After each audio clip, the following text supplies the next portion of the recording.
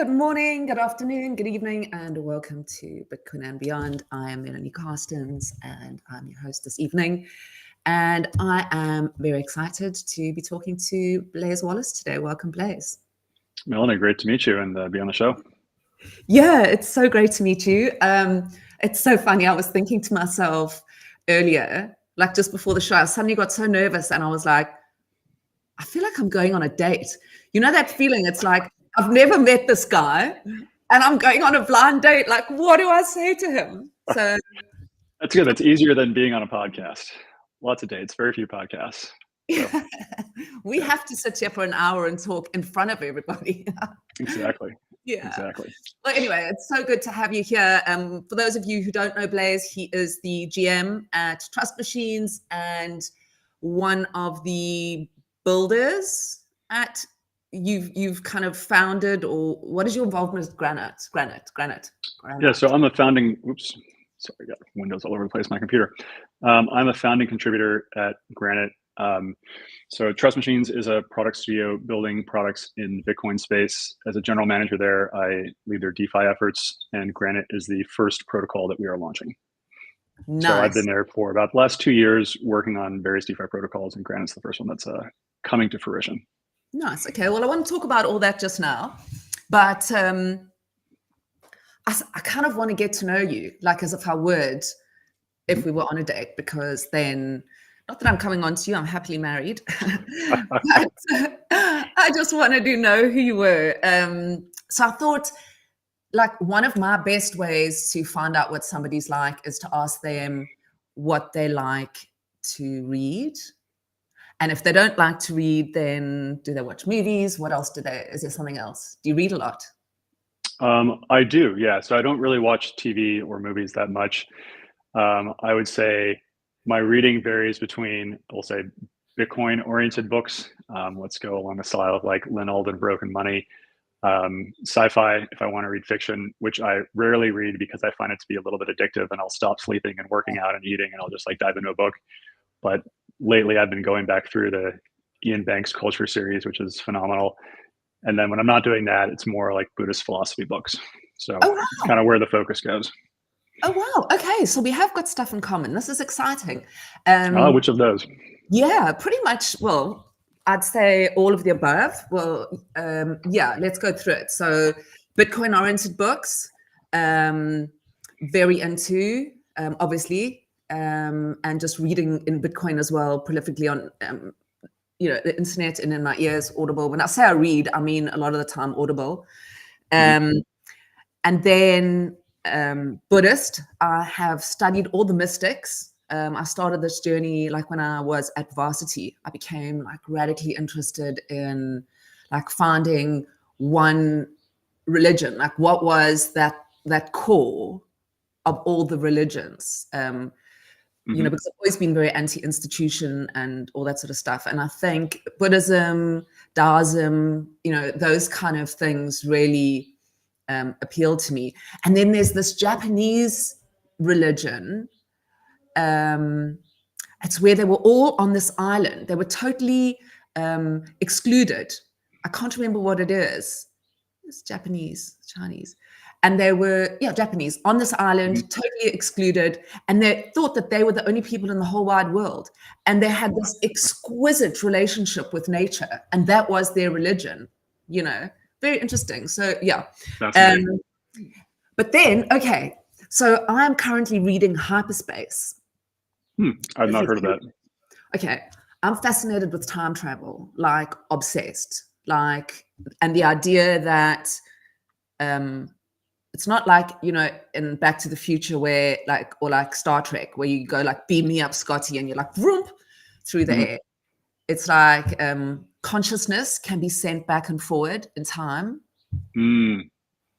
So this is about wormholes and, how a wormhole can basically, as much as it can teleport you somewhere, it can also cross, the dimensions of time. Anyway, so yes. There was an Amazon series similar to that, which was about the ability to project your consciousness forward in time into like robot bodies. that was decent, but they only had one season. I don't know if the other one's coming out. No, because I don't watch TV. Funnily enough, my great grandfather invented TV, and I only got when I met my husband. Yeah. Not respecting the family legacy. Yeah.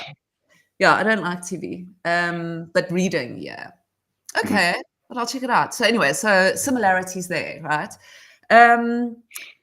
So another thing I wanted to ask you is, are you you work in finance.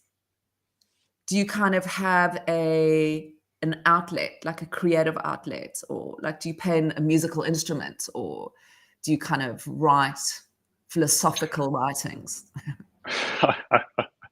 If only writing deep philosophical writings, that would be excellent. No, my outlets are more, I live in nature. I love getting out, hiking, camping, spend a lot of time when I'm not doing that, doing like meditation retreats. And then my most creative outlet is making brunches for my friends and their kids, and seeing how I can make different creative types of pancakes for them. But no, a lot of creativity gets funneled into what we're building at Granite. Yeah, I do that. I hike every single morning up the peak near my house, and then I jump into the icy cold ocean. Yeah. And I meditate a lot. My plan is this year, I want to do one of those ayahuasca journeys. Have you heard about ayahuasca? Oh, I have. Yeah. Like where you go. Yeah. So anyway, that's my. And then my last kind of crazy question before we kind of move into, I just want to talk as well about your incredible education. I mean, I read it. I was literally like, that's a list of all the best places to go and study, and you went to all of them. Oh, wow. Thank you. Yeah, it's like crazy. But you tweeted the other day, what was the best thing before sliced bread?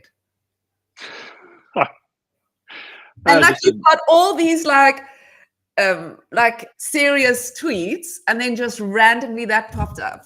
I loved it. What is the best thing since before sliced bread? I'm genuinely curious. I'm trying to source that from the internet.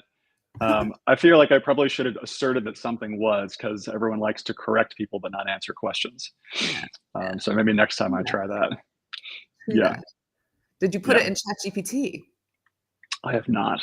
It's a good Let's idea. do it. Or put it into Grok and see if we get the unfiltered answer out of Grok instead. Yeah. Okay. Have you got your phone with you that you can put? You ask Grok and I'll ask ChatGPT. Let's see. All right. Okay. So we're going to ask the same question. So what did you say? What is sounds like what was the best thing before sliced bread? What was the best thing since before sliced bread? Okay, let's see. Let's see if it's got a sense of humor.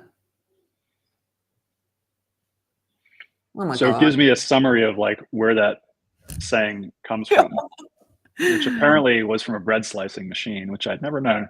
And then says the strong contender is probably the wheel. That it's better than the wheel is better than sliced bread. Yeah, so that was the best thing before. So okay, so ChatGPT, pretty intense. ChatGPT, yeah, I also got a whole it did actually give me some huge contenders here. Did well. So the printing press, electricity, indoor plumbing, the steam engine, or in terms of food, canned food, or beer. We'll go with beer. That's on a yeast theme. Yeah. All right. There we go. Okay. So talking about your studies. So you started off UCLA, then MIT. No. Tell me it was like and you won awards and summa cum laude as well. It's just. Oh yeah. Sorry, it's been a while since I've thought about that stuff. Yeah. I guess it is technically all on like LinkedIn and publicly available. Oh yeah, no. So I grew up in California, went to UCLA for my undergrad. Loved it there. Spent a lot of time in Los Angeles afterwards, and then spent a little bit of time in Boston while I went to MIT for graduate school in their business program. And went there because this was back before all of the founders and VCs had written their thought leadership blog posts on how to start companies. And at the time, I thought, oh, this is the best way to learn how to actually build in startups. And because I was consulting for one of the big consulting companies before that, and it was just like gradually killing my soul to do so.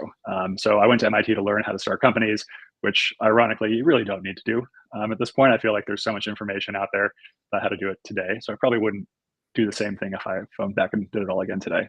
And it was a lovely experience. And I ended up leaving when I left MIT. I was working at a neobank that I'd started in the Middle East. And so I ended up moving out to Jordan to work on that for a while.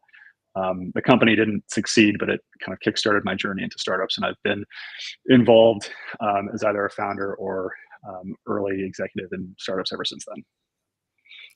That's crazy. It's like you're a genius of sorts. What is? I would very much push back on that characterization.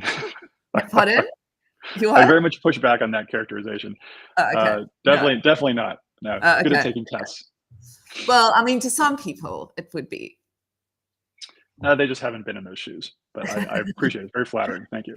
No, it's just awesome. I think when, I mean, I joke, but I think when a lot of people think about like what their dream would be, or, the options to be able to study in those kind of places, it's. I mean, it's interesting to reflect on, because I think that institutions like that are having less and less of a place, obviously, as education moves online, and we have the ability to learn basically anything we want through using these GPTs or essentially infinite resources available even on like YouTube, finding lectures.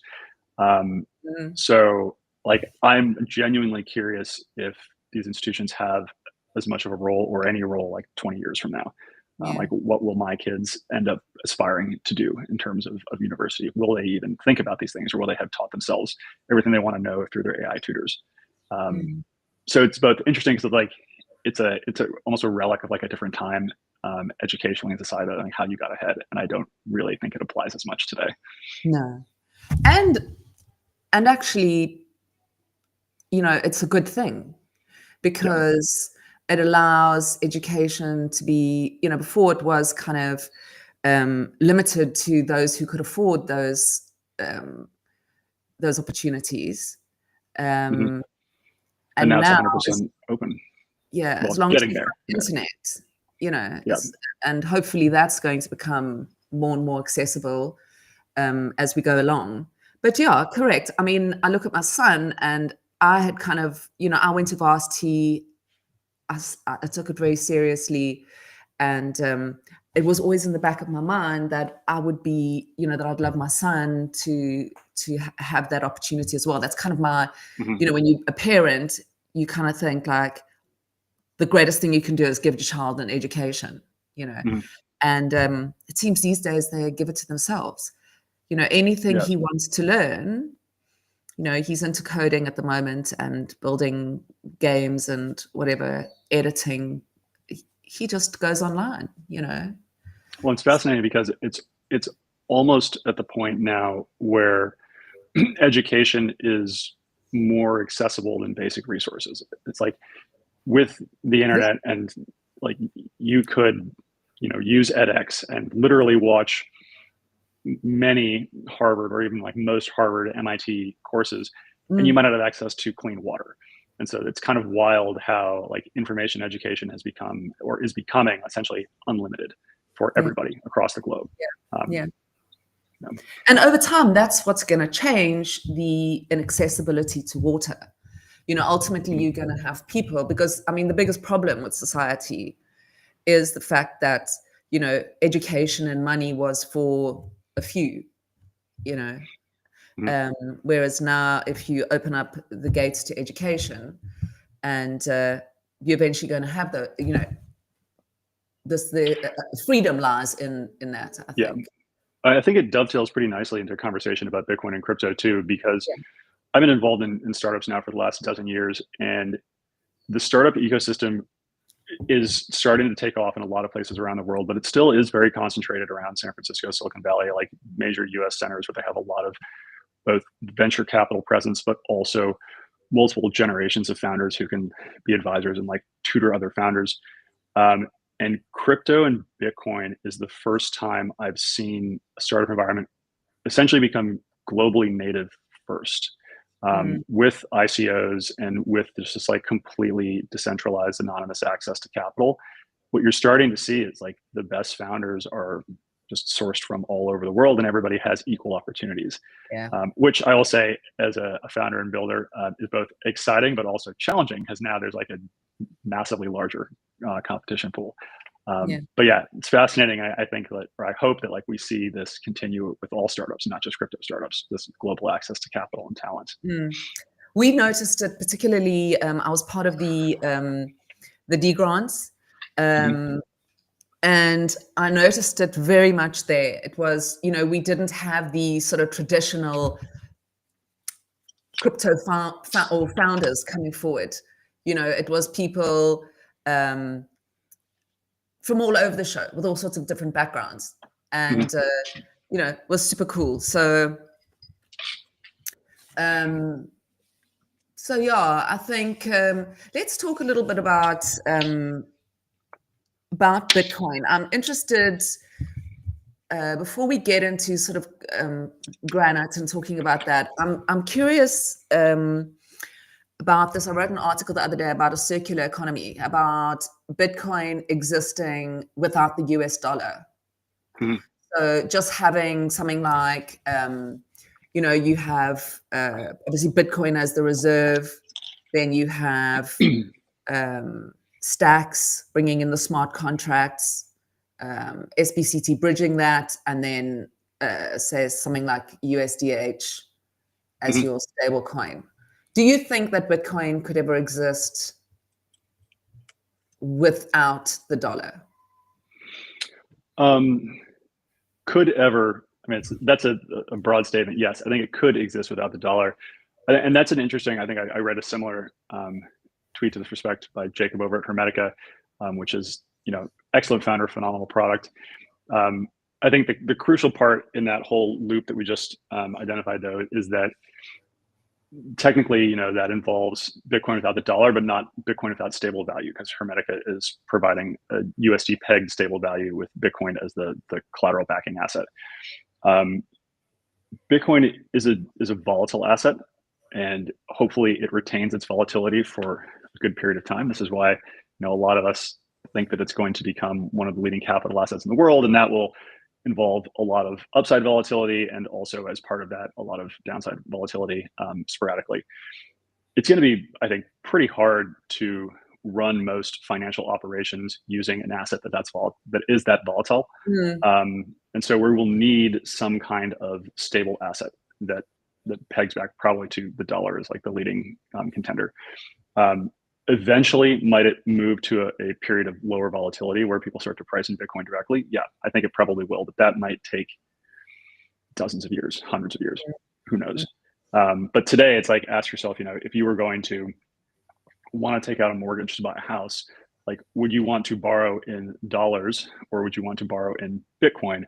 And the downside is, like, let's say you took out a mortgage to buy a house, I don't know, 4 or 5 years ago, and maybe you borrowed 50 Bitcoin, like that could have been a couple $1,000,000. It's like, great, today, like that's worth significantly more. And like, it might be impossible to pay that back. So I think we'll see, like, most major parts of the financial system will continue to be fiat denominated for our lifetimes, I would think. But yeah, and go ahead. What do you think about that? What is your attitude towards fiat? I think fiat is very useful. Well, let me rephrase that. I think stable currencies are very useful. I think fiat specifically, so that being like currency decree by fiat since the 1970s has moved off the gold standard, is quite toxic. And the reason that I'm building in Bitcoin is because I think that fiat has broken the relationship between governments and the people. Previously, government funding was achieved either through taxes or through bonds for pretty much everything. And now that the governments can print money, there really is a much less direct relationship between voters and the governed versus the governors of a given place. and that's just led to all sorts of skewed incentives, massive ballooning budgets, programs that never end, endless forever wars. And so there's no incentive for these politicians to ever change things internally. Like any individual politician who tries to change the system will basically destroy their own career. So we need to apply exogenous incentives if we want it to change.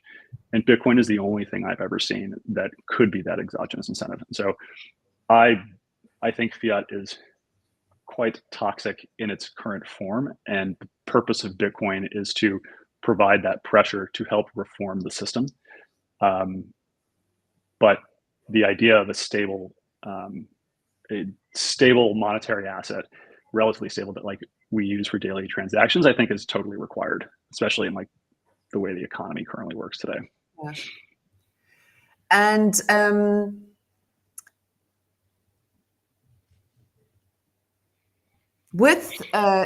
just kind of trying to figure out how, because I'm curious how, with Bitcoin now being kind of absorbed into, with the government and how they are kind of pro Bitcoin all of a sudden. It's like this weird thing where, like, 3 years ago, you brought it up at a dinner party and people were like,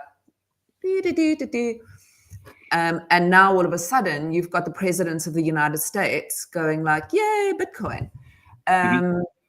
You've got countries buying it up. You've got Michael Saylor buying buying it like it's $10 notes. What do you think Satoshi would feel about that? Do you think this is the right road for Bitcoin? Or do you think that, Mel, your mic is a little, what? Hot. Or maybe it's that we can hear you moving things on the table. Oh, sorry. Okay, let me sit still. What do you think about that? Like, do you think it's serving its purpose? Do you think this is what should become of it? Or do you think it's derailed now and it's becoming far too expensive for the man in the street? Because it's this idea of, when I talk to people about it, it is, I've missed the opportunity because now it's so expensive, number one. And then number two, it's kind of no longer this this currency that is sort of under the cover. It's now like, how's it going to work? What do you think? Yeah, I mean, my understanding of the purpose that Satoshi had communicated, and I'm not a deep Satoshi historian. I would love to, maybe as one of my hobbies someday. But it was primarily to put those reins on government and to apply that exogenous pressure to rein in the current financial system. I think in order to do that, Bitcoin must be adopted by governments and it must become a global financial capital asset. And so this was kind of inevitable if it was meant to actually accomplish that vision. Now, he did talk about it being a peer-to-peer cash, and I think probably, I wouldn't want to say a lot of confusion, but a lot of like contention comes from that, and people who are like very into that original Bitcoin vision kind of doubling down on that idea. And just the reality of it is you can't really have both unless you also change something like block size or fee market. Like you can't have a global cash settlement layer that does only a handful of transactions per second that is also cheap. I think though that Satoshi's purpose is largely being served. It's like this will reform the global financial system, and it will rein in the just like fiat capitalism that has come to be. With regards to your question about it being too expensive, I hear this all the time from my friends as well, and it's just unfortunate. Everybody gets Bitcoin at the price they deserve. It's very true. I recognize this impulse in myself as well. I ran a prop fund for several years in the Ethereum crypto side before coming into building on Bitcoin, and invested in a lot of altcoins because everyone wants to catch up to Bitcoin. They recognize how far behind they are. And this is kind of the the process or like the evolution of being a Bitcoiner is like you understand what it's worth, and then suddenly you understand how little of it you actually have, and you want to do as much as you can to get more. And that involves often like buying things that you think will appreciate against Bitcoin. Yeah. And then I think in this cycle we're seeing play out like that used to actually be a somewhat decent strategy with altcoins, but now there are so many altcoins and so many meme coins sucking the capital out of everything that like actually it's been pretty much a losing strategy. But coming back to like, is it too expensive? I empathize with that feeling, and people will kind of get their faces ripped off by Bitcoin if they actually act on it. And that maybe it's on us as Bitcoiners to really educate people that you don't need a whole coin. You only need a fraction of this. The purpose is that like it will essentially appreciate indefinitely at this point as it just absorbs all other financial assets and financial markets, or at least portions of them. And so what doesn't matter is like, what matters is just getting in. It's not timing it. It's not trying to buy the dip. Like you will buy the top forever. Just accept that now, and that you will look like a prescient investor 5 years from now when your friends are buying it at $1 million because you got in at only, what is it, 83,000 or something like that. Yeah. What I say to people when they ask me, because I mean, here in South Africa, it's like, it's so rare to find anybody who is sort of buying or sort of in my circles. And I mean, I do this, but when I talk to people, I just say to them, just open a wallet. We've got a very easy wallet here in South Africa that people can open. It's not complicated. It's just like buy, sell, and just showing them that first, because it looks so much like internet banking, if they open their internet, so they feel like comfortable. And then I say to them, I set an alarm on my phone, and every Sunday at 6 p.m., the alarm goes off and it says buy Bitcoin. And I buy the exact same amount at the exact same time every Sunday. And I say to people, if you do that, it doesn't matter when you get in. And they keep saying, no, but my friend that I met on Facebook says that I must wait. And I'm like, no, but just set the alarm and buy it. It's like old-fashioned saving. Except it's better. And this is why I think also it's so useful that we have the ETFs now, because that does give a lot of people, at least in the US, access who didn't have access before. And they don't have to worry about custody, about storing private keys, which is exceptionally difficult to do.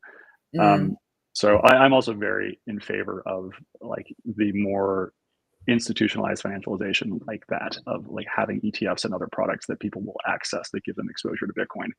In the end, I think what matters is this, that as many people as possible get exposure so that they are protected against fiat debasement, and they get exposure in whatever method they're most comfortable with. But yeah, DCAing is a great strategy. I do know that literally every time I've advised anyone to buy Bitcoin, it's always fallen by at least 15 to 20% within a month of me recommending that. So like DCA is the best way to that's me. I should tweet out whenever I buy Bitcoin, because literally it just drops the next minute. So it's like literally you'll buy the top forever. Michael Saylor was quite prescient when he said that. It's like that is the truth. Yeah. And I mean, I'm like the worst. I tried in the beginning. I had a friend, and he was like this young guy, and I told him about crypto years ago, and he was like, just wild. And I'm very conservative. So he was just going like, I just like sold. It was in that NFT run. He's like, I've just made $20,000 yesterday, blah. So I'm thinking to myself, okay, let me like try and do this. Okay. So I take a bunch of cash that are, play. And I start like looking at them, and once you only realize like down the line that once they're like climbing up the bar, because in those days I was on Binance, only, once they start climbing up that hot coins, that's already too late. You've lost out. So you're gonna get wrecked. It's like, there are people who do this full time. They're professionals. Yeah. So I just thought, you know what? I am terrible at this. I am just going to buy it and leave it. And so that's what I do as well now. Yeah. And speaking of like circling back to the Stacks ecosystem, something that I'm pretty excited about is Bitflow, I think recently introduced their keepers with the ability to actually allow folks to DCA through DeFi, which has been something there's never really been a good solution for this before. So I'm really excited because I am a DeFi nut. I think it's like an amazing financial innovation. It's going to take over the world. And so combining that with self-custody with Bitcoin is like, they nailed it on all fronts. So I'm excited to use that product. Yeah. I'm on Bitflow at the moment and I was talking to somebody in the ecosystem because I've got, I just sometimes, like if I see something happen, then I'll just like put a bit of money aside to kind of like play with it to test it out. Because, generally, if you kind of in the first bunch, you're okay. And if you know what it was happening anyway. So I got $1,000 worth of sBTC and I took $1,000 worth of stacks. I sold some Bitcoin to take the stacks and I was going to put it into Bitflow, pool it in there. And then I was like, I asked the advisor, I said to him, I saw him on a show the other day and I was like, okay, come on, what should I do? Let's plot a strategy for me. Because I like to learn as well, Yeah. And there's so much going on. There's so many little intricate things that you can actually get up to. It's quite fun, and stressful. But I want to learn. So it's fascinating when you start to learn how the technology behind it works as well. But it's also like there's so many gotchas and liquidity provisioning on dexes that it's a good learning experience and also an easy way to lose money, especially on some of the more with impermanent loss on some of the more like advanced dexes like the UniD3 style. That's something I don't understand. I do not know what impermanent. I keep looking at it and it's like my brain just shuts down. Impermanent loss. And it's been explained to me about 6 times. And I understand a lot of this stuff. You know what I mean? I feel very confident. And impermanent loss, I just don't understand. But anyway, that's what the advisor said to me. He's like, yeah, do this. And I'm not explaining impermanent loss to you again. Just go read it. In the end, the explanation that people should remember is like, unless you understand how this works, you probably shouldn't try to LP. And then even if you understand how it works, you could still lose money. It's likely unless you actually manage the position. So just be aware. Yeah. Like Hero Gamer said one time, I've been doing DeFi for years and I don't know whether I'm up or down. It's just all over the place. That's very true. Yeah. Very true. And it's kind of like, well, it must be up because it's been a long time. It's going to be up somewhere, but it's a lot of fun. And what's fun for me as well is just watching it develop. You kind of started off with the tools and the wallets, things like that. They're just getting so much better. It is fascinating thing about like if you try to introduce your mother to this, it's like at what point can they actually understand it, and then like at what point do they like give enough fucks to actually try to use it? And we're finally getting to a spot. I think this cycle, like I'm a big fan of Base and the Coinbase smart wallet and what they've been building there, mainly because it's so user friendly. It's like for the first time we're starting to see solutions where like people who are not deeply into crypto can understand how to use them, and that's going to be really impactful as it goes throughout the rest of DeFi. That's the thing. Before I carry on, is my mic okay now? Am I still clonking, making noise? No, it sounds great. Now I've lost my train of thought. What did you say? I've lost my train of thought. We were talking about Bitflow and DeFi and the fun of learning about it all. I think what's been interesting for me about crypto as well is that like it's the only space I've ever experienced where there's so much reward that comes out of like being an early user and learning about protocols just from like points and tokens and things like that like there's a real benefit to being like a financial benefit to being an early adopter. And there are some people whose like entire career is just like using things early.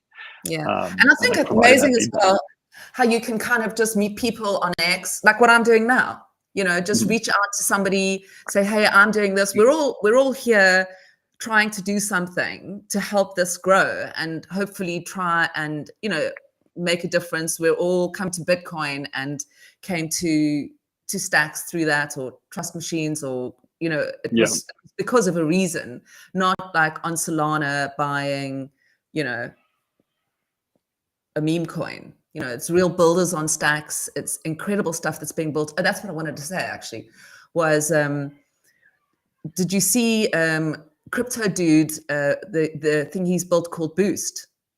I did not know. You can pay somebody directly on X. So if you download the extension from the Chrome store, you get a little rocket on your, where your tweets, where your like retweet, all that is, little orange rocket.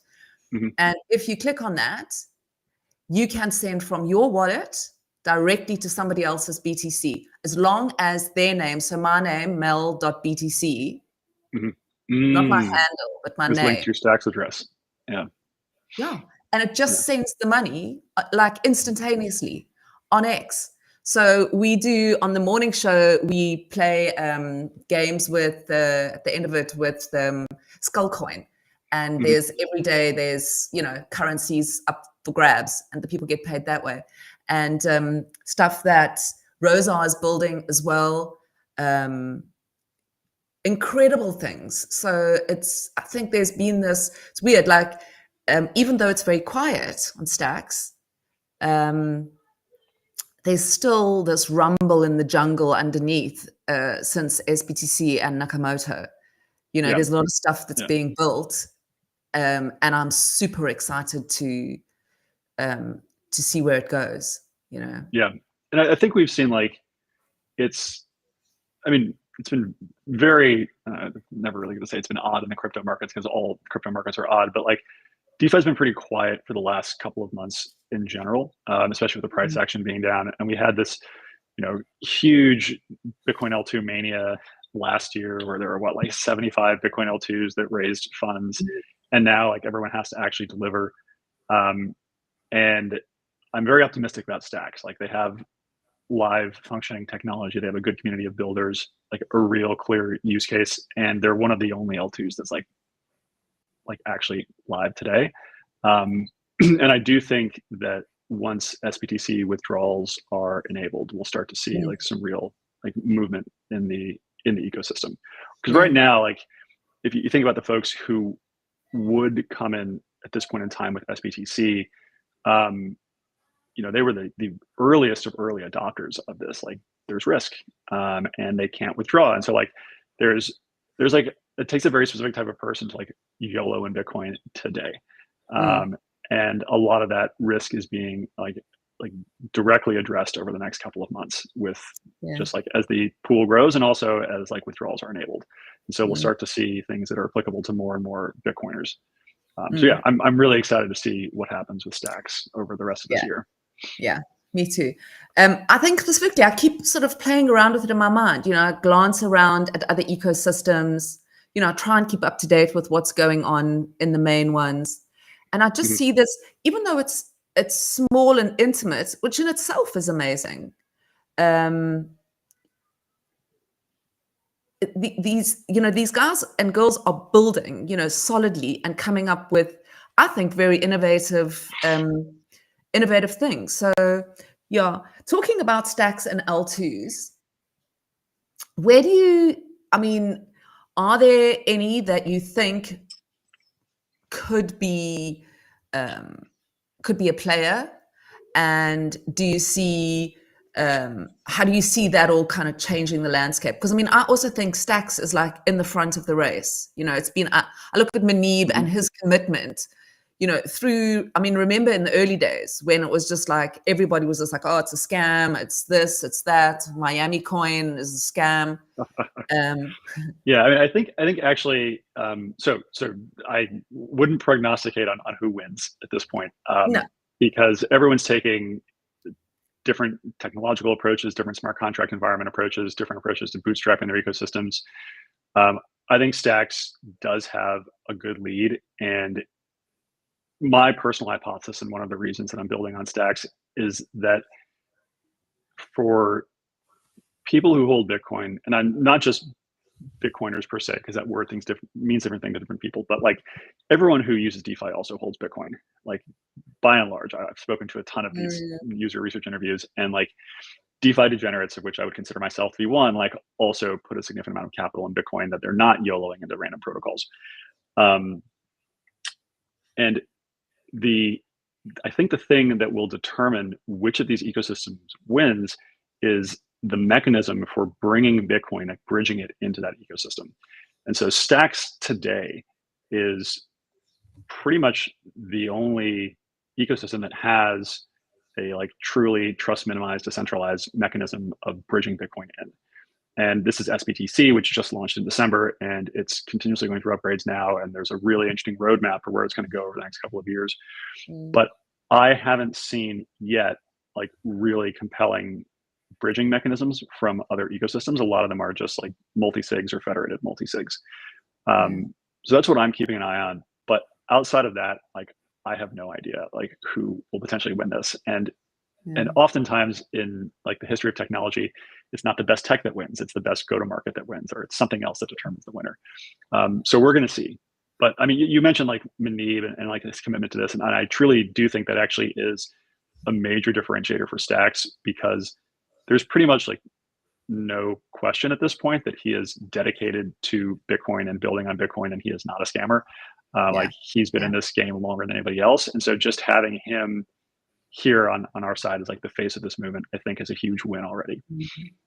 Yeah, I think in an environment where it's difficult to trust people because it's kind of like the Wild West, you know, it's, you know, it's not regulated and it's not, you know, it's lawless, really. Well, and hopefully that changes. Like, I and every DeFi builder I know for the last, you know, 4 or 5 years have been begging for some kind of regulation. Like people who are building in the space do not want an unregulated environment, because that encourages scammers to come in and take advantage of people. And if you think about like, you know, what would be the optimal way of destroying Bitcoin and crypto if you were, let's say, in a previous administration who thought that it was a threat, it wouldn't be to try to ban it, because then you show that it has value and you make it a martyr, essentially. It would be to make it so dangerous and so disreputable that anybody who used it would obviously be like an idiot or a scammer. And that's exactly what they did by prosecuting all of the major players, the good actors, by allowing the scammers to just run fucking wild, by making meme coins the only thing in the US that was like actually legal outside of Bitcoin. Like they produced this perfect environment where 99% of people think that it's a scam.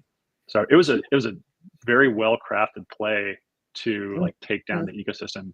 Thankfully, it didn't succeed, and we're still, you know, going strong. But that's where I think a lot of this comes from, and why there's like such a stain right now on the industry. But as we get regulation and as like people actually start to enforce laws, not just code, I think that this is going to become, it's going to move a lot faster. And we're going to weed out a lot of these bad actors. Well, that's the thing, you know, where you kind of portray this as a pump and dump situation. It's already scary to people because it's new. Then you come along and you kind of, you know, all anybody hears is so-and-so lost all this money, you know, it's a meme coin, it's gambling. And that also then goes and puts people off something that is sort of trying to build something. But don't you think that sort of that in itself has almost made people forget about the tech? You know, it's like the conversations are so much about value, and what is that value? It's turned into financial value as opposed to a technical value. And, you know, everybody's playing around on the surface with all these colorful balls going, woohoo, look at this, I'm making money here, making money there, party. And underneath is this incredible, you know, diamonds, and they're playing with plastic balls on the top, you know. Don't you think it's like it's undermining what Bitcoin is and the technology? I don't know if I would say it's undermining it. I think that like oftentimes there's a disconnect between what the builders or creators of a technology think the value should be and what the actual value is the market finds in it. And personally, I think that anything that like pushes crypto and Bitcoin adoption forward is a good thing. So, people will find value where they do. I think the ultimate value that people building on Bitcoin ascribe to is still very valid. It's just not as readily apparent and flashy, and you can't like screenshot it and put it into a tweet. But it's happening nonetheless. And I do think, like, reflecting on like kind of the previous topic as well, that like the flashy pump and dump scammy environment has also taught people in this industry to be very cautious financially and with the products they engage with, and that's a good thing. Like, I think it's a good lesson to learn to not have to put all of your trust into regulators and to force builders to make protocols that are credibly neutral, decentralized, that we'll say, like, where the governance can't rug the users. And that's a big part of why we ended up building Granite, actually, is because, like, in this kind of lawless environment that was crypto, we have to make security guarantees to users, and we have to put those into code. And so we wanted to remove a lot of the risks that we saw with other DeFi protocols or with centralized lending protocols, which were pretty much the only way to access liquidity in Bitcoin for a while. And so ultimately, that environment, while it is painful, I think it's pushing the tech in the right direction and will make it more robust over time. Well, that's the thing. That's what I hope, is that it becomes more about, I mean, because that was important to me when I first arrived in Bitcoin. I've worked in the music and art industry my whole life, in, management, and just really for the last 10 years fighting with Sony Music Business and Legal over contracts and the way artists are treated. And, when I read a couple of years ago, The Sovereign Individual, I was just like, what? Freedom is out there? And that kind of really lit a fire under my eyes and pushed me into Bitcoin. And so, I didn't come here for any other reason other than to try and find a new system. How do we have this peer-to-peer ownership, and so that's kind of where I feel like that is gotten lost to me in the real world. You talk to people, it's almost like decentralization in itself is starting to be like a dirty word. Not a dirty word, but like, it's like, well, I think what we've seen, we've seen that, like, different users want different things. Like, it doesn't surprise me that, like, meme coiners are not super concerned about decentralization. And so, like, if you're chasing number go up, then, like, it makes a lot of sense to do that in Solana. I think that, though, the interesting thing to reflect on is that no matter which avenue people come into Bitcoin and crypto from, they get exposed to Bitcoin, and then they get exposed to these concepts that they'd never been exposed to before, right? It's like, a fish in water, and that's like, what is water? It's like, people didn't know what fiat was in general until recently. And now, like, every person I know understands what fiat is. Everyone's talking about inflation and currency debasement when that was not a conversation 2 years ago. Like, these things are coming to the fore. And it's like, it's happening because they're getting sucked in through all these various mechanisms, some of which are legitimate, some of which are scammy, but, like, it exposes everyone to this core kernel of truth that is behind Bitcoin. And so everyone just gets kind of like sucked into this information black hole, regardless of the path. So I think it ultimately ends up being good in the end. Yeah, fingers crossed, because I battle to wrap my head around, like, what is going to happen. Have you read the network state, Balaji's network state? I have not. I went to one of the conferences, which I very much enjoyed. I happened to be out in Singapore last year and got to stay for the weekend and go to the Network State conference. And I love Balaji's his podcasts and listening to him, but I've not read the actual book. So Electra is a good friend of mine, Electra Frost, and she was one of the first 150 people who went into cohort 1, and they went to the network school. And just telling me about the experience, kind of like how you imagined the old sort of philosophers of, you know, the early philosophers kind of in their robes and their books as people sat around and listened. Mhm. Sort of families walking around. Anyway, now, okay, nation state, network state, Bitcoin, fiat, zombie apocalypse. Where, you know, how do they work together? How do we go, okay, are we going to see like huge, like different, so we're going to have network state people, nation state people, and they like don't like each other, and then they're going to be using Bitcoin and they're going to be using fiat, or is it a hybrid? I think when I think my model for this is all from sci-fi that I've read, but it reminds me like so Neil Stephenson is a phenomenal author, wrote Snow Crash and the Diamond Age, or Young Lady's Primer, which kind of like paints this picture of the US and the world over the next 100 years and how we transition from being like a world of nation states to being a world of, while nation states still exists, it's the predominant affiliation is to a network state, like a chosen state of an individual city state. And another interesting vision for how that comes about is Daniel Suarez and his Daemon series of books, which is the first, like the earliest example I've seen of people actually like thinking about crypto. This was before the white paper. Actually, it was in 2006, so it's kind of like wild. I want to write it down. What is it called? It's called Daemon, Daemon by Daniel Suarez.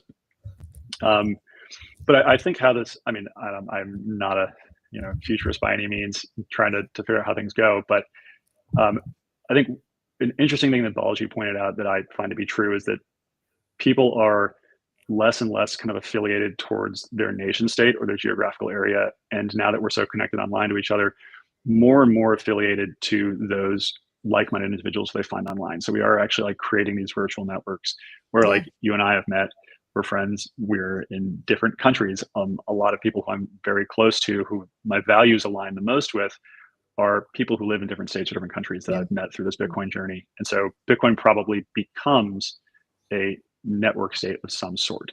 And we will opt into these kind of like ideological network states that might have a physical like instantiation somewhere in the world and might not.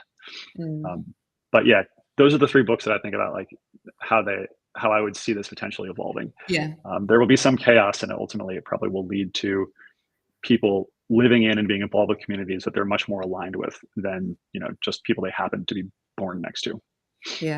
Yeah, I love that. Cloud first, land second is the kind of philosophy of it. And I love that idea where you get together with people who you like in your head. We can all sit and talk about things.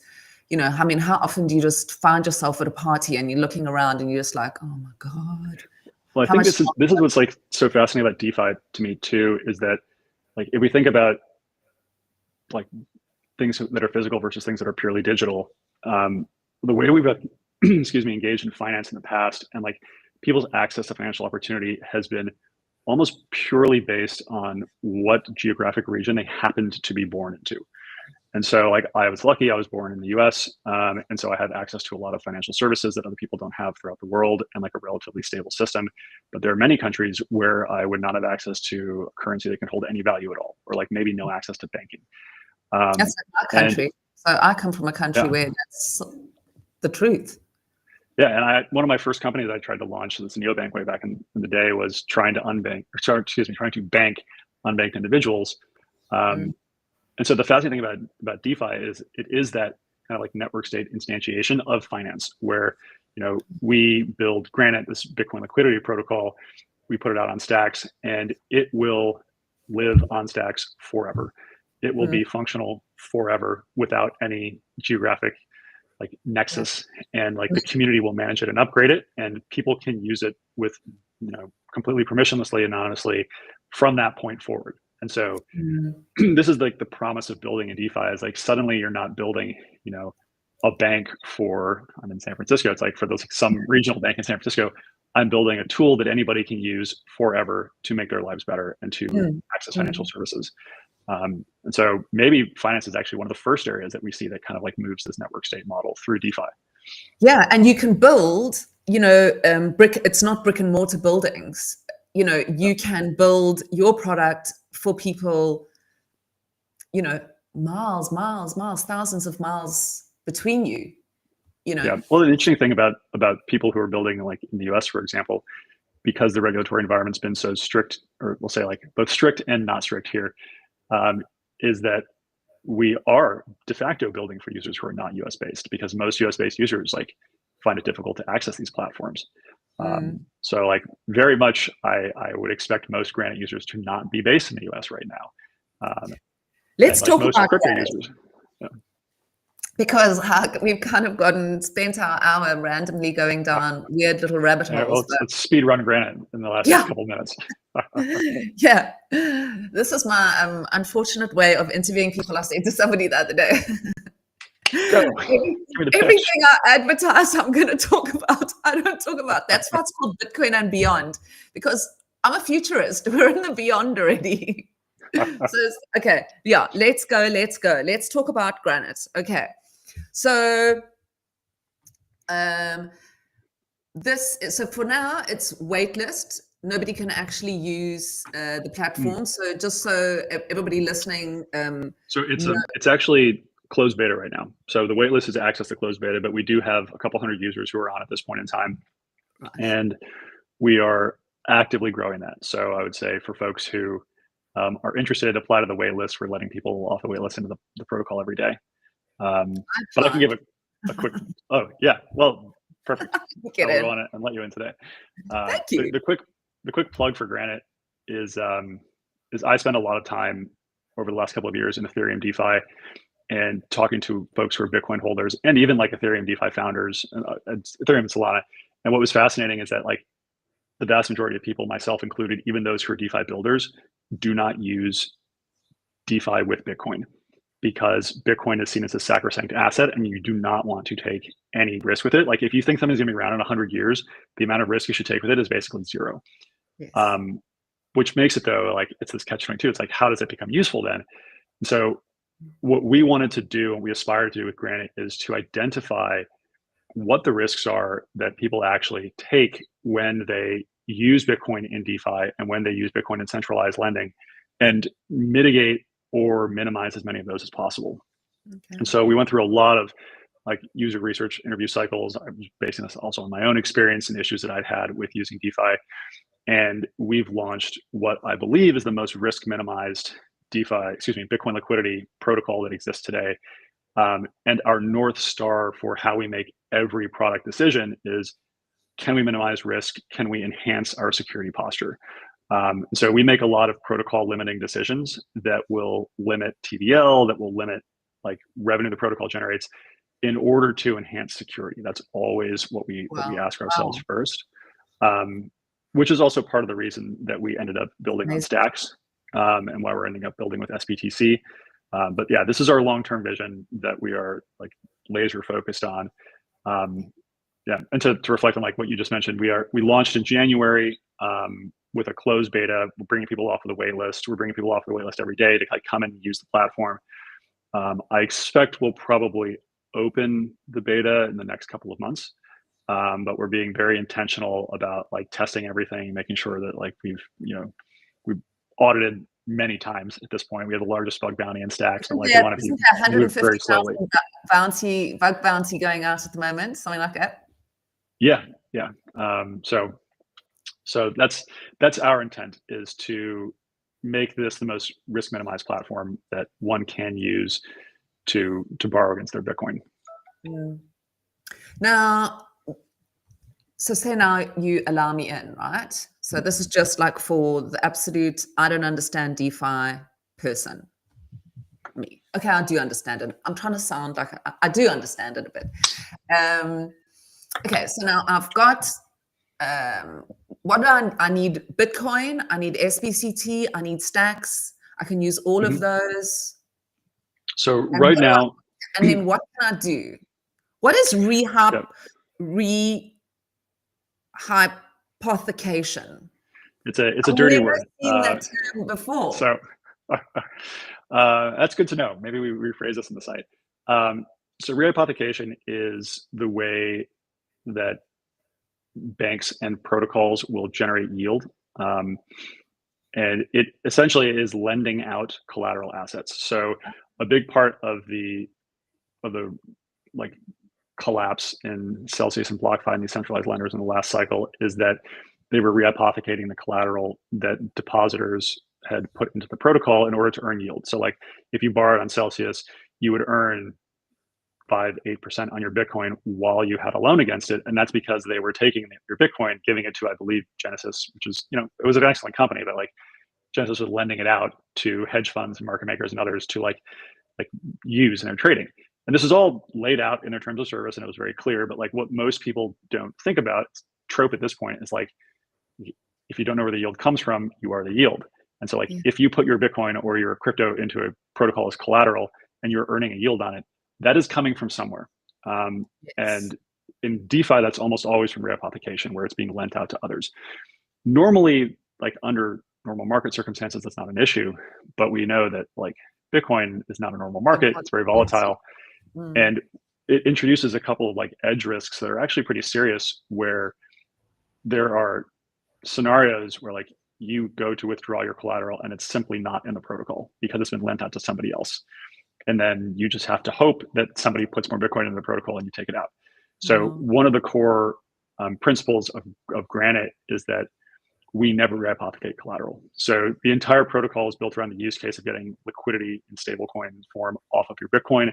So today, the only collateral we allow is sBTC, and the only markets we have to borrow are stablecoin markets. So LPs, liquidity providers, will put stablecoins in the protocol expressly to be lent out to Bitcoin holders.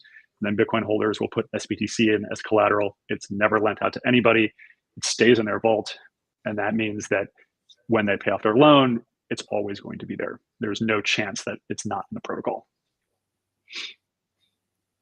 So I come along and I give you my sBTC, and then you give me a stable coin.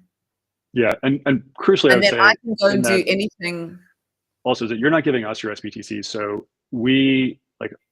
as a decentralized finance protocol, we launch smart contracts on the Stacks blockchain. All of the funds, user funds, are actually stored in our state contract, which is not upgradable, which means that even governance can't access any of the funds that are in the state contract. So like when you deposit, you are putting your funds into that contract and they're managed by that smart contract at that point in time. So no human has access to them or the ability to move them unless you enter a liquidation zone, at which point like then a liquidator would be able to like pay off part of your loan. And that's kind of the second thing major thing that we've done with Granite is we've introduced a soft liquidation mechanism. And the quick TLDR on this is that in most DeFi lending protocols, these are over collateralized loans. So the collateral value always has to be more than the debt value. And if the collateral value is falling, then there's a chance the debt's not covered. And so when the collateral value falls, they give liquidators the ability to pay back the debt and take some of the collateral as a reward. For most DeFi lending, I'm not saying like 99%, it's like very high amount. The liquidators have access to 50 to 100% of the position the moment it enters liquidation zone. So that means that like if the price of Bitcoin wicks down and like taps your liquidation by 1 cent, like you can have your entire position wiped out and like essentially converted at that point into fiat by the liquidator. At Granite, and like protocols do this because it's the most risk minimized stance for the protocol. Because if someone's not paying back their debt, there's a good chance they won't be able to. The protocol doesn't want to incur bad debt, and so they just let the borrowers be wiped out. We are, as I said, more oriented around like trying to make it safer for the borrowers to borrow against their Bitcoin. And so at Granite, we have introduced soft liquidations, which means that when you enter a liquidation zone, we only allow liquidators to liquidate the portion of your stack that is in that zone. So if you're 0.5% under your liquidation price, they can liquidate 0.5% of your position that pushes you back into an account health state. And so this actually gives borrowers a lot more wiggle room as the prices start to fall and vacillate around their liquidation zone to either add more collateral or like try to wait things out or pay back some of their debt. It removes a lot of the risk there. And we have enabled that by building different liquidation mechanisms and capabilities in the protocol that allow for community liquidations and like larger and faster liquidation processing that a lot of other protocols have. Yeah. Is this like a brand new kind of concept or build or development, or is there something else out there that's similar? Because I mean, it sounds like, I mean, yeah, so much less riskier than, you know, what you're doing. And it just seems so much simpler to me. I don't know whether it ends you're up being explaining it well or. It ends up being more complex from the protocol's perspective. Yeah, I mean, from the requiring user. a lot more. Yeah, it's simpler for the user. It ends up being more complex from the protocol's perspective. And I think like if you look at other protocols,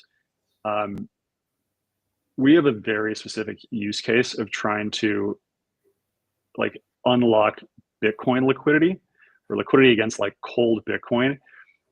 Most DeFi protocols are not attempting to do that. They're trying to be like generalized money markets where you can basically come in with any collateral and like borrow anything else, you know, at the broadest sense. And so it's not worth it for these protocols to make the risk trade-offs and to like have to invest the extra time into building out these liquidation functions by introducing soft liquidation. So I think that's why we haven't seen it before. Right. But for us, and knowing that, like, I mean, I talked to many dozens of like Bitcoiners and like DeFi founders, and the primary concern for everyone was liquidations. Like, this is why you don't use Bitcoin to borrow, because like, you know, it's volatile. It's like an 80 vol asset, and it's like just insane to borrow against that if you can get wiped out like with a price wick. And so I think it's a required upgrade, but only for protocols that are attempting to do exactly what we're doing, which is unlocking liquidity on cold Bitcoin specifically. Yeah, I mean, you say that. It's something like, I keep saying, you know, here in South Africa, you can buy your groceries with Bitcoin. And people are like, oh, yeah. And people are like, oh my God, look at this. This is so cool. I can put my Bitcoin into my Moon wallet and then I can buy my groceries. And I'm thinking to myself, what part of no don't you understand? You're like, why are you spending gold on food? Yeah, So I mean, my favorite innovation in this area, and I was hoping we would get to build it first at Granite, and we haven't. But I've seen a couple of protocols recently come out with credit cards that are collateralized with crypto. So a friend of mine started Moonwell, which is this phenomenal lending protocol on Base, and they have a card now where you can spend USD or like fiat on the card, and it will borrow against your crypto on their protocol instead of selling it. So I think this is a really interesting potential path forward. Yeah. I haven't tried it out myself yet, but I would like to soon, and eventually, hopefully, build that into Granite as well. Yeah, geez, it is. It's the Wild West. You know, this is inventing the future. This is creating something, and this is what excites me so much about this industry is, you know, every day I turn on my computer and it's like somebody's building something or creating something or launching something, you know, and it's the future. It's strange things that we don't even, you know. Anyway, we're getting, let me just see, 10 minutes over. Well, look at us. We're running into overtime. Let's see. I wanted to ask you, okay, so Granite, I think, is there anything you wanted to add, you know, that I maybe haven't asked you with regards to Granite before? So I want to ask you quickly about stacks as well before we go. I want to ask you something. So on the Granite side, now I'll just do the shameless plug, which is follow us, Granite BTC. I'm at Blaize_W. I'm sure this will be in the show notes.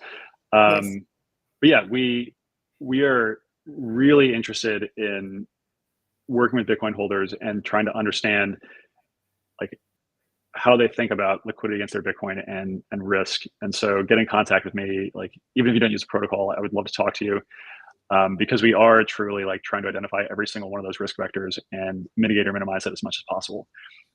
So yeah, that's the goal. I mean, this is the only protocol that I would use myself to borrow against Yeah. my Bitcoin today. Yeah. And I'm hoping that we continue to attract folks who are much more security conscious and risk intolerant than me. And bring them And in. who don't want to be rehypothecated. Exactly. And who don't want to be like wrecked by just a catastrophically bad liquidation. Or that. Yeah. All right. So last question, or maybe two, whatever, before we go. You have said once or twice during the interview, that's why you're building on Stacks. That's why, you've come to Stacks. How do you see Stacks? Where is Stacks going? Stacks the chain, Stacks the token, because a lot of people are saying, obviously, the chain itself has obviously got infinite use cases here in terms of what we're doing with other things, but that Stacks the token could potentially be replaced. And I just want to know your thoughts on Stacks. It's very close to my heart, Stacks. So yeah. Let's see. I'll address like the token first, because I'm very much of the belief that like when one invests in crypto, it should not be active. It is like you find projects using have long-term value, you buy some of the tokens, and then you forget about it. Like as close as you can to losing your keys. Just like don't sell these things, because you never know what's going to work in the end. Token price is down right now. Token price was up a few months ago. It was down before that. I think that, in all likelihood, what is it? Buy the hype, sell the news. Like we had a bunch of folks who were probably holding it, and then like when sBTC launched, they ended up dumping it. That's fine. Like ultimately in the end, this is all like over the arc of history, it's going to look like small fluctuations. So I'm not overly concerned about the Stacks token price. I think people get upset when price is down, call the devs, and the devs are jamming in the background and like building a lot of interesting stuff. And so I have confidence that we'll continue to like deliver value for Stacks, and I would imagine that will be reflected in the token price. The network itself is really interesting. Like we talked about earlier with the Bitcoin L2s, there are a number of different approaches, like technological approaches, that people are taking to try to solve this question of like, how can you do DeFi on Bitcoin? Stacks has like, I think a very promising approach. Like we chose to build there. So that's, an endorsement in and of itself. I think there are other approaches that are also like very interesting. And ultimately, like the entire Bitcoin L2 space is learning from each other. I think that, even if Stacks' like approach right now isn't the one that wins, like they can easily adapt to whatever does. And what they have is a great community of builders, a very long track record of being trustworthy, of like minimal hacks, of like building good tech. And so I think it'll be around in the long run. And I think it's got a good shot at being one of the winners in the space. Look, I do as well. I'm just radically kind of impressed, I think, every day by, and especially if you hop around to other chains, and there's just the conversations people are having on the spaces, and just the builders that I've gotten to know, and what's being built. But so neither do I. I mean, I think Stacks serves like an incredible purpose, and I think it does. It gives us, unless they think of some way to get smart contracts from somewhere else. But what I was sort of trying to say earlier on is, what are your thoughts on the token itself and the potential, but not the price? Because I also like to replace it with price. sBTC or something like that. That's right. Yeah. I have seen this idea floated around. I think it's an interesting concept. I've not yet seen a coherent explanation of how the proof of transfer mining would work if you didn't have the Stacks token. That's what you would need it for, yeah. Yeah, like there are just, in these systems, that they're quite complex. There are like so many like variables and inputs. So that's what I haven't seen fully explained yet. I do think that like if there were a way to use sBTC as a gas token, maybe not the only one, but like as a gas token, that would be excellent. And I have seen, and like we've even considered, and we have like in our pipeline, people building the ability for like protocols to swap sBTC for stacks and like take care of the stacks transaction on the back end. So from a user's perspective, it wouldn't be necessary to hold stacks, but it would still like power the ecosystem. So I think we'll probably see something like that in a number of protocols over the next couple of months. But whether the entire like chain switches off of STX, like that would be a much larger lift, and I haven't seen like a real proposal for it that kind of swayed me yet. No, because I mean, it's a fundamental way upon which it functions. You know, it's and like you need a security budget. And like I know that a lot of Bitcoiners think that like having a token means that something is a scam. But like they just like, I think that perspective just doesn't appreciate that like you need a security budget. You need to incentivize miners and validators to operate in an ecosystem. It cannot just be based on goodwill. And like that's what's been missing from a lot of the solutions in the past. So I think stacks having a token is a good thing. I think it gives it the strength it needs to push forward. So we will have to have that in some form or fashion, I think, going forward. Yeah, and I think it's proof of how it functions financially. You know, that it works where it's not expensive, you know, to run. So to me, it kind of proves that even in like the most sort of non-technical, non-DeFi understanding way, you know. Yeah, I mean, in theory, that like we'll see how that cost like per transaction evolves as the chain has more users and block space becomes more congested.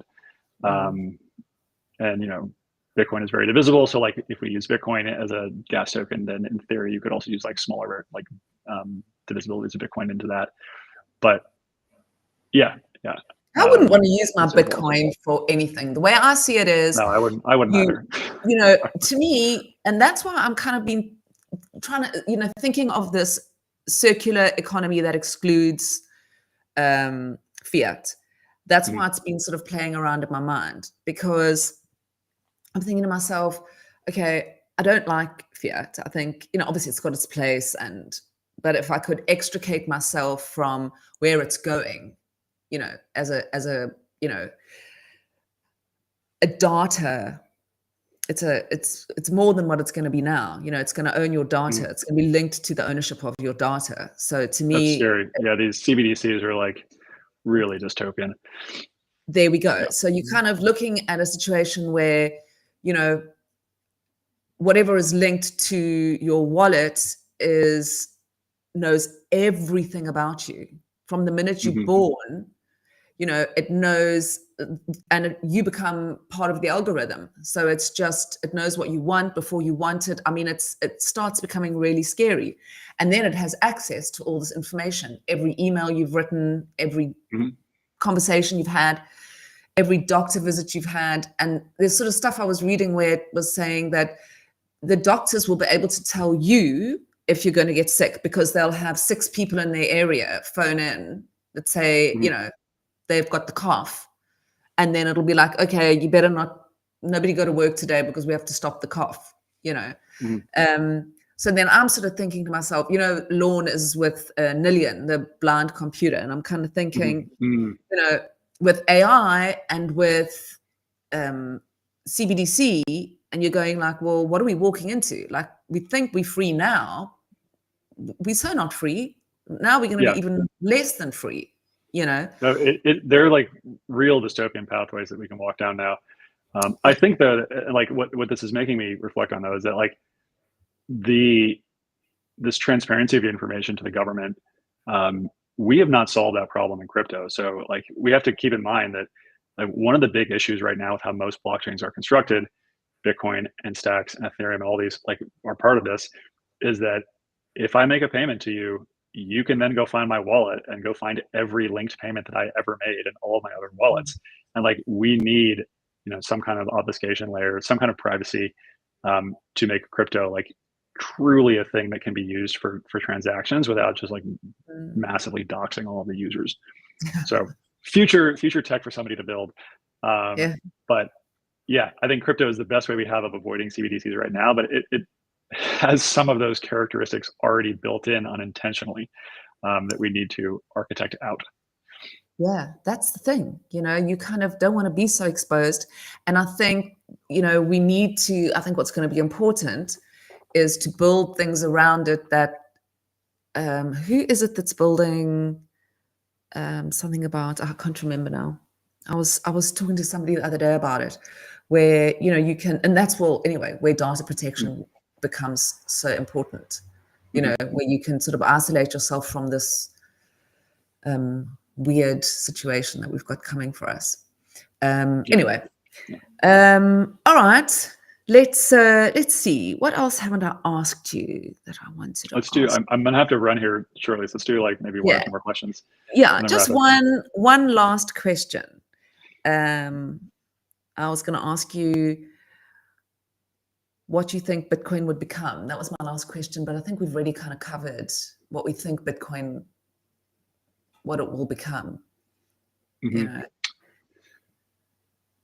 I think gold.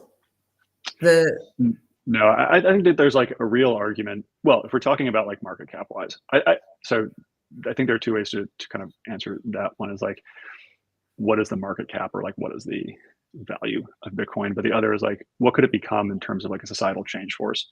Market cap, I think the answer is we have financialized a lot of assets over the last 50 years. Art is financialized, wine is financialized, houses are financialized. Like, you're investing in these things that have utility value that like did not used to have financial value. I think there's a real argument that Bitcoin starts to eat that financialized value of these other asset classes. And so it's not just that it becomes gold, like the market cap of gold, it's that it like eats a huge amount of the market cap of pretty much every financial asset today. So the upside, I honestly don't know. I'd be surprised on its own, really. Yeah.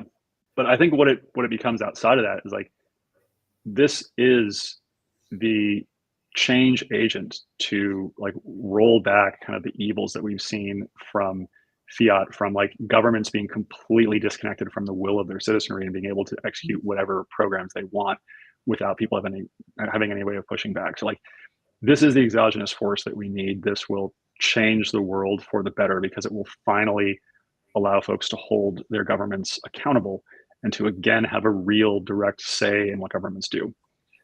So I think like it becomes no less than the thing that changes the entire world. Yeah. That's why I'm here. Yeah, I love it. And that's a beautiful way to end the show off. I love that sentiment completely. And I totally agree with you as well. Fingers crossed. Fingers crossed. Let's see. A long way to go, but we're on the path. Exactly. I just want to live long so I can see the, I keep thinking to myself, oh my God, hurry up. I can, like 10 years, 20 years, how many can I last? So that exactly. And this is why we don't spend our Bitcoin. This is why we get liquidity instead, because if it does these things, then yeah, you don't want your great grandkids looking back and you're like, wait a second, you spent how many sats on what? It's ludicrous. Exactly. Well, it's like the old, people spending like, $50 on 50 Bitcoin on like beers in the streets in Berlin when they opened up that like street where you could buy burgers and beers. They will be the martyrs of Bitcoin, where it's like, we recognize the sacrifice they made to push the network forward, and we greatly appreciate it that they have sacrificed generational wealth for a beer. Yeah. All right, amazing. I loved getting to know you and chatting to you. I hope you enjoyed the show as well. Yeah, Melanie, very fun. I appreciate the time. Yeah, awesome. And I definitely want to stay in touch, and I definitely want to try out Granite. I've got my sBTC that I'm wondering what to do with. So excellent. Yeah, and there are, like, for folks who don't have sBTC yet, since it is still capped, like, you can swap in. There are a couple of facilities do that on Stacks. So ping us in the Granite channel. We can help you do that. Yeah, let's get you all on board. We're excited to have everyone in. All right, so follow Granite on Twitter. It is Granite . It's Granite BTC on Twitter. I'm Blaize_W, BLAIZE_W on Twitter. Not Blaize W, that's somebody else. I do not know. Do not endorse that account. And Trust Machines is, I just think, at Trust Machines on Twitter. Yeah. Okay. All right, Excellent. awesome. Thank you very much. So Bitcoin and Beyond every single Thursday at 6 p.m. ET. Next week, I am chatting to Jan from Exverse. Looking forward to chatting to him. That should be a fun conversation. So please tune in. And yeah, thank you so much, Blaize, for joining us today. Super cool chat. And I look forward to chatting to you more. Excellent. I appreciate it. A lot of fun. Thanks, Melanie. Good night. Cheers. Bye. Bye.